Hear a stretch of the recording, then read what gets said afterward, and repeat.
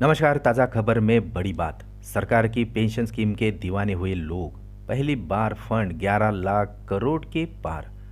PFRDA के chairman ने कहा है कि राष्ट्रीय पेंशन प्रणाली और अटल पेंशन योजना के तहत अब कुल राशि 11 लाख करोड़ रुपए को पार कर चुकी है। उन्होंने मीडिया से ये भी कहा है कि प्रबंधन के तहत 11 लाख करोड़ रुपए की संपत्ति की उपलब्धि 10 जनवरी 2024 को हासिल की गई थी।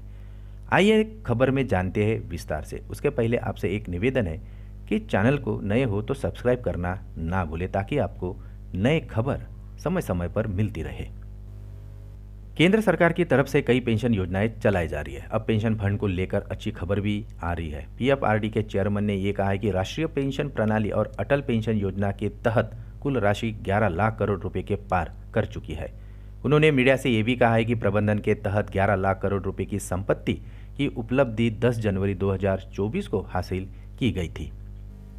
पीएफआरडीए ने सितंबर में चालू वर्ष के लिए न्यूनतम लक्ष्य को संशोधित कर 12 लाख करोड़ रुपए किया था। पेंशन प्राधिकरण न्यूनतम सुनिश्चित पेंशन योजना पर भी काम कर रही है और यदि गारंटी मामले का समाधान हो जाता है तो यह अगले वित्त वर्ष में वास्तविकता में नए लोगों को लागू हो सकती है। साथ में ये भी कहा जाता है कि रिटर्न की दर निर्धारित करने में बहुत सारी जटिलताएं हैं। फंड प्रबंधकों के पास भी बहुत कम पूंजी होती है, इसलिए आपको उनकी देनदारियों पर भी नज़र रखनी होगी। बजट को लेकर आकांक्षा के बारे में भी पूछे जाने पर उन्होंने कहा है कि अटल पेंशन योजना के तहत सुनिश्चित रिटर्न बढ़ाने का कदम भी शामिल है। हालांकि उन्होंने यह टिप्पणी करने से इनकार भी कर दिया है कि अंतरिम बजट में इस मुद्दे को उठाया जा सकता है। वित्त मंत्री निर्मला सीतारमण 1 फरवरी को 2024-25 का अंतरिम बजट पेश करने वाली है। पेंशन कोष नियामक अटल पेंशन के तहत अब मौजूदा 1000 से 5000 रुपये की पेंशन को सीमा को बढ़ाकर अब 2500 से लेकर 7500 रुपये करने पर भी सरकार विचार कर रही है।